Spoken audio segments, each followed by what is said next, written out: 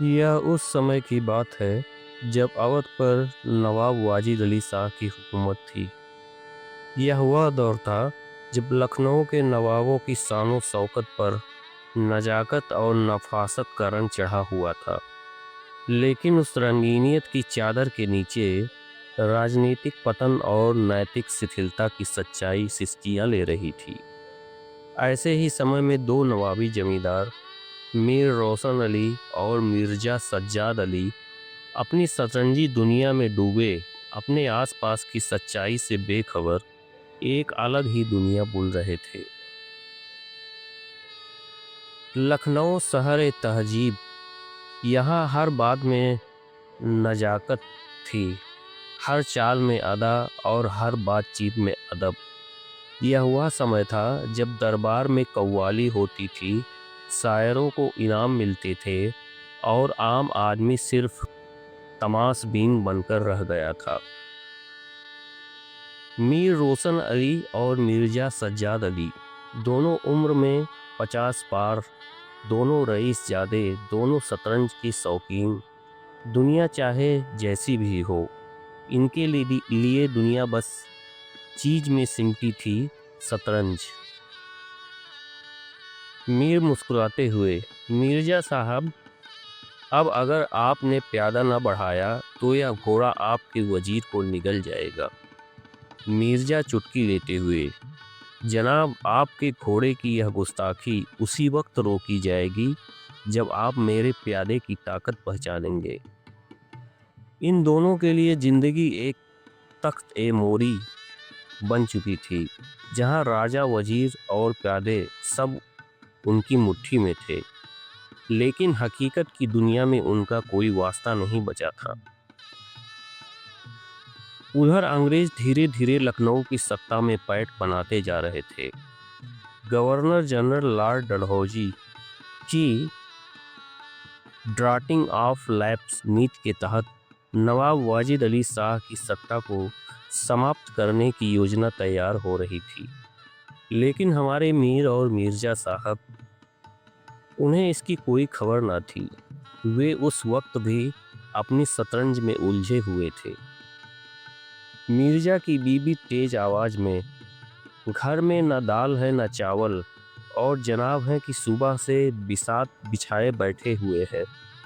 हुक्के में तंबाकू भरवाओ, पान लाओ, गोया नवाब हो गए हैं। मिर्जा धीरे स्वर में, अरे बेगम, हम इस वक्त युद्ध के मैदान में हैं, हमारी जान हथेली पर है और तुम्हें दाल चावल की पड़ी है। इन दोनों रईसों के घर में औरतें परेशान थी, मीर साहब की बेगम और मिर्जा साहब की बीवी, लेकिन वे पुरुष अपने अतीत के वैभव में इतने खो चुके थे कि वर्तमान का ख्याल ही नहीं रहा। और फिर वो दिन आ गया, अंग्रेज ने लखनऊ पर अधिकार कर लिया। नवाब वाजिद अली शाह को गद्दी से उतार दिया गया और कलकत्ता निर्वासित कर दिया गया। लेकिन अफसोस, इस ऐतिहासिक क्षण में भी मीर और मिर्जा अपनी शतरंज की बाजी में मशगूल थे। शहर में उथल पुथल मची थी। लोगों को भय था कि अगर इस रईस को अंग्रेज कैद करेंगे, मिर्जा और मीर को भी डर सताने लगा। लिहाजा दोनों अपने अपने हुक्के और बिसात उठाकर गांव की ओर चल पड़े। चलो मीर साहब, अब किसी गांव में जाकर चैन की बाजी खेलेंगे, यहाँ तो हर तरफ हंगामा है। मीर थके स्वर में, शतरंज के बिना तो जिंदगी अधूरी लगती है। खुदा का शुक्र है कि तख्त ए मोरी हमारे हाथ साथ है। गांव में एक वीरान मंदिर में दोनों ने अपना ठिकाना बना लिया। दिन रात शतरंज की बाजी चलती रही, लेकिन जहां इंसान है वहां अहम ही होता है, और अहम का टकराव अंततः विनाश की ओर ले जाता है। मीर गुस्से में, आपने गलत चाल चली है, ये गलत है। मिर्जा उग्र स्वर में, मैंने 100 चालें देखी हैं मीर साहब, आपकी आंखें धोखा खा रही है। फिर क्या था, दोनों के बीच बहस बढ़ती गई। बात बात में तलवारें निकल आई। जिस खेल ने उन्हें वास्तविकता से काटा, वही अब उनकी जान का दुश्मन बन गया। मीर रोते हुए, हमने अपने देश को खो दिया है और हमें सिर्फ अपनी बाजी की पड़ी रही।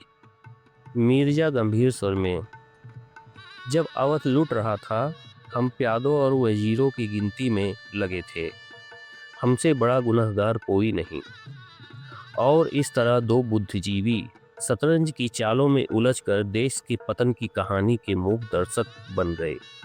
खेल तो खत्म हुआ, मगर वो बाजी जो देश की तकदीर पर चली गई, उसे बचाने वाला कोई ना था। शतरंज का यह खेल सिर्फ एक खेल नहीं रहा, यह एक प्रतीक था उस तबके का जो अपनी विलासिता में इतना डूब गया था कि उसे देश की बर्बादी की आहट भी सुनाई ना दी। मीर और मिर्जा केवल पात्र नहीं, बल्कि एक चेतावनी है उन सभी के लिए जो अपने आरामगाहों में बैठकर दुनिया की अनदेखी करते हैं।